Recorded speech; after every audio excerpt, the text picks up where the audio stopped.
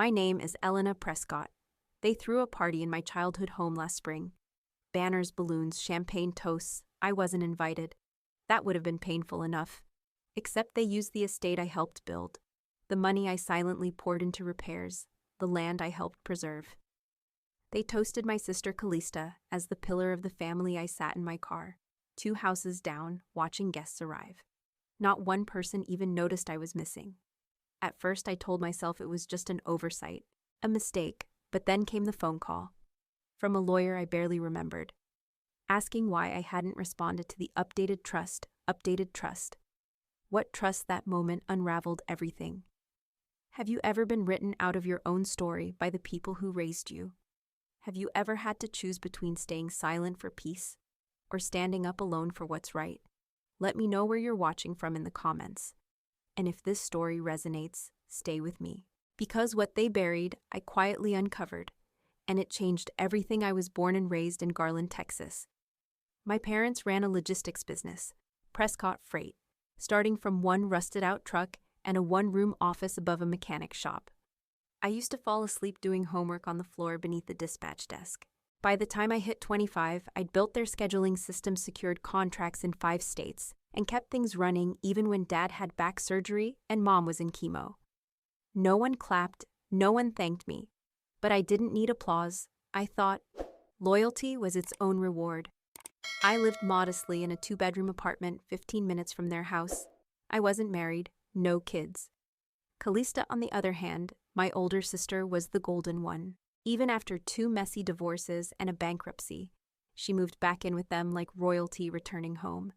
And somehow that's exactly how she was treated. I told myself I didn't care. Let her have the spotlight. I'd rather be useful than admired. I'd rather get the job done than take credit. Still, little things started to gnaw at me. I wasn't invited to Easter dinner. My name disappeared from a donation plaque I designed. A family photo at church showed 3 people, Mom, Dad, and Kalista. I'd taken that photo. I was standing right there when it was snapped.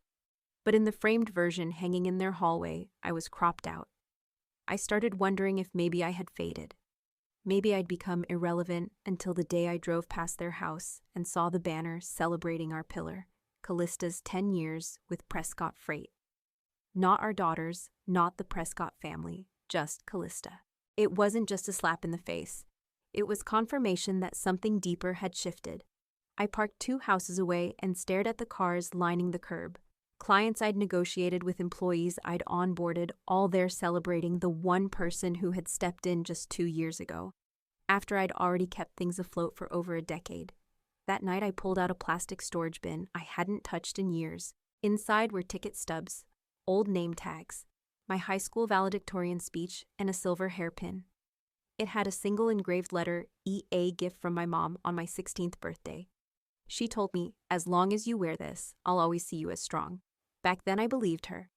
Now I wasn't so sure. I tucked the hairpin under an old sweater and sat in silence, replaying every favor I'd done. The mortgage payments I covered after the 2008 crash. The new roof I coordinated when Dad got scammed by a contractor. The emergency taxes I paid in 2020 when they forgot to file. Mom always called them family favors. But those favors had cost me real money. And now apparently they came with no seat at the table. I microwaved leftover chili and sat on the couch trying to convince myself it didn't matter. Then my phone buzzed. Unknown number. I almost let it ring out, but something, call it instinct, told me to answer. Elena, the voice said. This is Gerald Hellbrook. I was your parents' estate attorney, was not anymore. He said he'd been trying to follow up with me on a trust transition. Said the certified mail had been sent to my apartment months ago, but I'd never received anything. And that was the moment I stopped telling myself it was just a mistake, because something told me deep in my gut. This wasn't an oversight, it was a setup, and it was time to find out exactly what had been taken from me. Without a word, without a warning, without even looking me in the eye. The next morning I drove straight to the post office. I brought my lease ID and a tight knot in my stomach. The clerk was kind, middle-aged, with chipped pink polish on her nails. She tapped into her system and then frowned. Looks like there was a digital change of service form submitted 4 months ago, she said slowly. The address was updated to Kalista Prescott only. She turned the screen so I could see it myself. There it was, my sister's name, her email, her digital signature. My breath didn't catch, it stopped. Like my lungs were trying to protect me from what came next. I didn't say anything, just nodded, turned, and walked out into the spring air that suddenly felt colder than winter. By noon, I was sitting across from Gerald Hellbrook in a quiet, windowless conference room. He looked older than I remembered, smaller too, like someone who had already braced for impact. "I want to be clear," he said, sliding a folder across the table. "What I'm showing you today reflects your parents' most recent instructions. But it may surprise you, inside was a copy of the current trust, legally signed, notarized, dated 3 months ago. And every single asset, every piece of real estate, stock share, retirement account was signed over to Kalista. All of it," I whispered. "All of it." He hesitated as if the silence might soften the blow. "Yes." My fingers tightened against the edge of the table, but I thought, "In the older version, I was included, you were," he said gently, "as co-beneficiary. That version is still archived in our records." My voice came out smaller than I intended. "Was it ever officially revoked?" He paused, then stood and walked over to a small safe tucked beneath a side cabinet. When he turned back, he held a cream-colored envelope sealed with gold foil and labeled in ink. For Elena, personal copy, he laid it on the table with deliberate care. It was dated 6 months before the new documents. He said, "Your parents dropped it off themselves, but your sister picked it up on your behalf." "Of course she did," I muttered. My hands trembled as I peeled the seal and unfolded the contents. Inside was a notarized copy of the original trust document. Clear as daylight, 50% ownership in all family assets granted to me. Signed by both my parents, and at the bottom, a sticky note in Mr. Hellbrook's handwriting. For Elena, copy, retained 14 months ago. That was before Kalista moved back in. Before the sudden exclusion, before the silent rewrite of my role in this family. Gerald stood and quietly left the room. I sat there, the paper heavy in my lap, the silence louder than any scream. When I finally drove home, I didn't turn on the radio, didn't call anyone, didn't cry. But when I walked into my apartment and locked the door behind me, I sat on the couch with the trust in my hands and let the weight of it settle. This wasn't miscommunication. It wasn't a clerical error. It was a strategy. A coordinated erasure, and I had almost believed it. Until that envelope proved I was never invisible, I was just inconvenient. And now I had something they didn't expect. Proof that night I couldn't sleep, not from fear but from calculation. My brain was sorting timelines, filing memories like case evidence. Every favor I'd done suddenly sharpened with new meaning. I pulled out an old notebook and flipped to a blank page.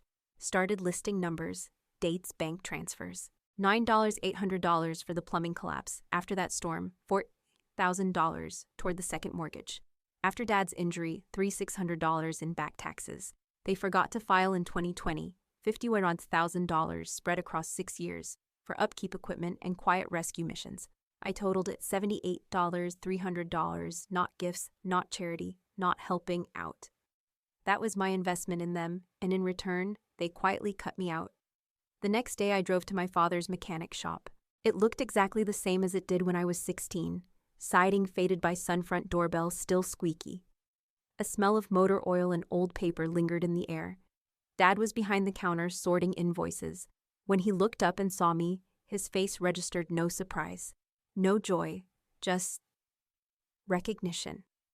"Didn't expect you today," he said flatly. "I thought I'd stop by," I replied. There was a long pause.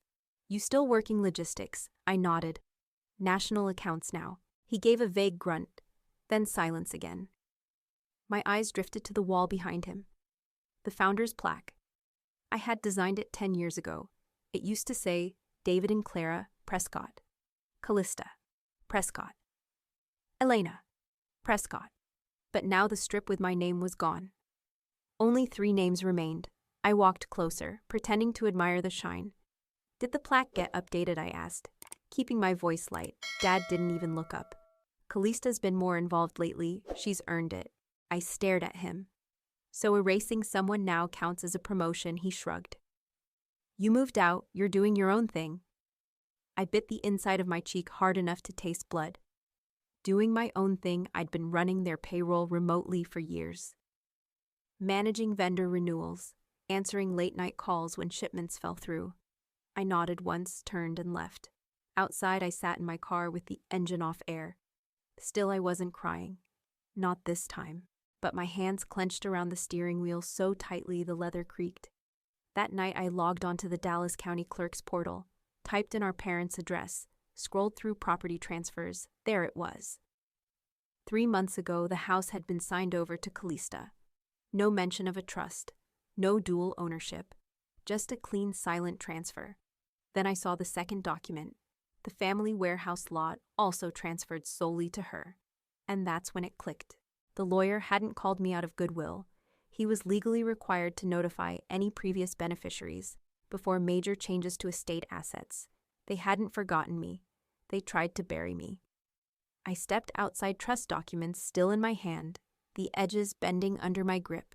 The sky was pink with sunset. A soft breeze moved the mailbox flag, just slightly. Everything looked normal, but nothing was. My phone buzzed.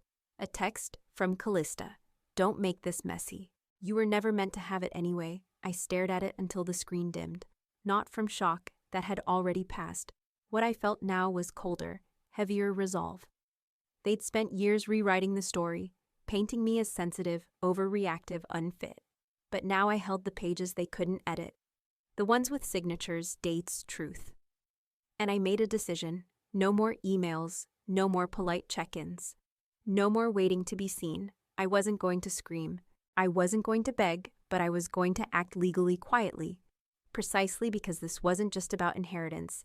It was about dignity, and I was done letting them decide whether I mattered. The next morning, I called in a personal day. No explanations, no apologies, just a quiet line to my supervisor. I have to handle some urgent family paperwork. After coffee and one last scan of my folder, I headed downtown to the county courthouse. The records office was half empty. Fluorescent lights buzzing softly overhead. I filled out the form requested deeds tied to my parents' names and waited. 10 minutes later, a clerk slid a file across the counter. Inside were several documents, including one for the Cedar Ridge Lake house. My grandfather had built it by hand. He poured every weekend of his retirement into that cabin. Nails paint the dock itself, it was supposed to be shared. Sacred. But the deed told another story, transferred solely to Kalista. Dated 3 months ago, stamped and notarized, except something was off. The signature read Ronald C. Prescott. But the loop in the R was stiff, the slant too mechanical. The C lacked the swoop Dad always made. I knew that signature. I'd forged it once myself. On a late field trip form in 8th grade. Even then I'd known it was wrong. Even then I'd been afraid. Now I wasn't afraid. I was certain that signature was fake. I printed 2 copies and left the building with my folder tucked tight to my chest. This wasn't just betrayal, it was fraud. I drove straight to a quiet red brick house on McKinney Avenue, home of Mr. Leadbetter, our former estate attorney. He had retired, but I remembered he still kept a small office for special cases. He greeted me with slow recognition. "Elena," he said, voice, warm but careful. "It's been a while. I didn't waste time." I laid out the documents in silence. He studied the deed, then squinted at the signature. "This doesn't look right," he muttered. "I think it was forged," I replied. He nodded. "Once I've seen this before, but in this case, it's more serious than it appears." Then he dropped something I hadn't expected. "Your father created a contingency trust in your name 10 years ago," I blinked. "A what?" "A backup provision. It activates automatically if he's deemed incapacitated or if there's credible evidence of asset manipulation." He leaned forward, and if this signature is proven fake, that trust could override the current will. The room fell silent. Everything around me faded except his words, "if proven." I could reclaim full legal control over large portions of the estate. I left his home in quiet focus. No shaking, no breakdown, just a checklist forming in my mind. I called a mobile notary, then a certified handwriting analyst. I scanned every single page into a secure cloud folder, labeled it Prescott Archive. Every item in that digital vault had a purpose. The original trust, the notarized envelope naming me co-owner, the quitclaim deed with the forged signature screenshots of Kalista's text, my payment records, a photo of the founder's plaque, before and after voice memos I'd saved of my mother discussing Kalista's sacrifices. By that evening, I had the start of a case, a quiet, solid wall of proof. Then, just before midnight, my phone buzzed. Voicemail. My mother's voice floated in sweet and careful Elena. Whatever you're digging into, I think you're upset. We don't want to destroy this family. There it was. Her favorite tactic, guilt wrapped in velvet. I didn't respond because she was right about one thing. I didn't want to destroy the family. I wanted them to stop destroying me. By Friday, the handwriting report came back. The expert's tone was cold and clean. The signature on the quitclaim deed exhibits significant deviation from known authentic samples. It is highly unlikely to have been signed by Ronald C. Prescott. That line echoed in my ears. It was everything I feared and exactly what I needed. I saved the report to an encrypted folder and renamed it Prescott Inheritance Integrity. It sounded like a corporate compliance file, fitting, I thought. Because this wasn't just a family dispute anymore. This was a legal matter. And I wasn't a grieving daughter anymore. I was a stakeholder, and I was preparing to act not out of spite, but out of justice. Saturday passed like a storm inside a bottle. I didn't go out, didn't take calls, didn't clean, didn't cook. I just reviewed every document, every scanned page, every small moment of silence that now screamed with meaning. Then came Sunday, a text from Kalista brunch at Stone Cafe. Mom wants to talk. Neutral ground. Don't bring drama. I stared at the screen for a full minute, then replied with 3 words, I'll be there not for closure. Not to reconcile, but to measure how far they'd rewritten me, and how much I'd rebuilt on my own. Stone Cafe was glass and chrome, trendy, clean, all performance. They were already seated when I walked in. Mom wore coral like she always did when she was preparing to deliver something delicate. Kalista looked like a magazine spread, glossy curls, pearl earrings, controlled smile. Elena, she beamed, air kissing the space near my cheek. So glad you came, I nodded. Silent. The server brought mimosas, I declined. Conversation circled light topics, weather, church, Kalista's recent charity gala. But every word was barbed in sugar. Then Mom reached across the table, brushing her fingers gently over my wrist. You'll understand someday, she said softly. We didn't want to burden you with the property matters. You've always been more sensitive. That word again. Sensitive. The code they used to dismiss me, to disqualify me. I dabbed the corners of my mouth with a napkin, folded it once, and placed it on the table. I may be sensitive, I said slowly, but I'm not blind, and I'm not small. They froze. I stood up, pulled out my wallet, laid a $20 on the table. Kalista, I added without looking at her. Drama requires performance. I'm just done pretending I walked out, heels clicking like punctuation marks on polished tile. But she couldn't help herself. You're overreacting, she called after me. No one's trying to take anything from you. I paused at the hostess stand, glanced back over my shoulder. Funny, I said. That's exactly what the paperwork says. I didn't wait for a reply. I didn't need one Monday morning. I walked into the glass-paneled building that once held all the estate records. The clerk barely looked up when I handed her my request. Workstation 3, everything digitized. I sat, logged in, and then I found it. The deed to the lake house transferred from Ronald C. Prescott. Dated the exact weekend. Dad had a minor stroke. A weekend I personally drove him to the hospital and watched the nurses prep him for a CT scan. He hadn't left the building, let alone signed legal documents. At the bottom of the form, the notary seal. Texas signed notary, remote division. I copied the registry number, searched it, Monica Varell. Kalista's college roommate. It wasn't just favoritism. It wasn't just betrayal. It was orchestrated fraud. I printed it all. Organized it, then made one final call.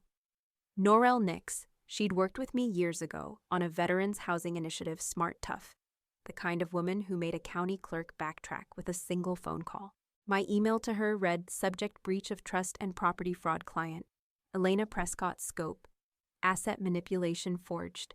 Deed inheritance violation. I hit send. Then I waited. 2 days later, I stood in the house I once called home. Everything was staged like an ambush. Dad in his recliner arms crossed, Mom perched on the sofa, lips tight, Kalista holding a folder labeled Division Agreement. She launched right in. This is just a formality, she said smoothly. A final draft already reviewed by a mediator, I raised a hand. Before you continue, I unzipped my case, laid out the documents one by one. Trust deed, notary record, handwriting analysis, voice memos, screenshots. Kalista's eyes narrowed. You're bluffing, I met her gaze. Then take me to court, she scoffed. You're vindictive. You've always been jealous. I cut in calm. Precise, I came back to remind you I don't need your permission to exist. The room went still. Then my phone buzzed. I tapped speaker. This is Attorney Norelle Nix. Her voice rang cool and sharp. If we don't have confirmation of mutual resolution by Monday at 9:00 a.m., we'll proceed with formal injunction and asset audit. No one spoke. I packed up my folder, turned to leave. That's when I saw it on the bookshelf, an old photo frame, a family trip to San Antonio. 3 people in the frame. But I remembered that day I was there. I set up the camera, I walked over, opened the back of the frame, and found the real photo. Folded, hidden 4 people, me in the middle, grinning arm around Dad's shoulder. They hadn't erased me completely. They'd just tried, and they'd failed. Because the truth has a way of surfacing, and this time I wasn't leaving empty-handed. I was walking out whole. The gravel crunched softly beneath my tires as I pulled into the driveway. It was my grandfather's house. No, my house now. The deed bore my name. No edits, no shared lines. Just me, but I didn't park like a victor. I didn't step out like someone who'd won. I stepped out like someone who had survived. The place looked the same. Cream siding garden beds still lined with flat river stones. A faded wind chime hanging under the eave, swaying gently. Whispering memory instead of melody. Inside the air smelled like cedar, old books, dust, and dignity. I walked through each room slowly. The den where Papa used to read Sunday papers, the kitchen still sunlit at 9 a.m. counter smooth and cool under my palm, and the study. I paused at the threshold. He used to sit in that room with his black notebooks. Meticulous, quiet. Paper keeps secrets better than people, he used to say. I'd turned it into a reading room now. Soft curtains, a shelf of books he would have loved. But in the center of the mantel, I placed something small. A paper crane folded years ago, worn at the edges but still standing. He taught me how to make it when I was 12. Told me, you're the one with wings, kid. Don't forget that. And I almost did. Almost let them convince me I was disposable, too emotional, too forgettable. But standing there alone in that quiet room, I knew something deeper. I was never erased, only underestimated, and that was their mistake, not mine. I didn't burn bridges, but I wasn't rebuilding them either. Some ties fray quietly, and some are better left that way, because the difference between peace and silence is this: peace is earned, silence is enforced. And today, I chose peace. This wasn't revenge. It was restoration. This wasn't a scream for validation. It was a quiet reclaiming of what had always been mine: truth, identity, and legacy. Because sometimes standing up for yourself doesn't look like a courtroom speech. It looks like walking away without flinching. It sounds like silence. After years of being silenced, I didn't win by yelling, I didn't conquer through confrontation. I simply brought the facts and let the truth do what it always does: rise. The hardest part wasn't gathering the proof. It was learning to stop explaining myself to people who never truly listened. Family isn't just blood. It's who shows up when the lights are off, when the crowd's gone, when there's no applause. If you've ever been left out of your own story, if you've ever been the quiet one, the forgotten one, the one who gave too much for too little, you're not alone. What did you think of Elena's journey if you were in her shoes? Would you have walked away or fought louder? Tell me in the comments. I read every word. And if this story moves something in you, hit subscribe to Ian True Tales for more real-life reckonings and restorations. Your story matters. And maybe today is the day you reclaim it.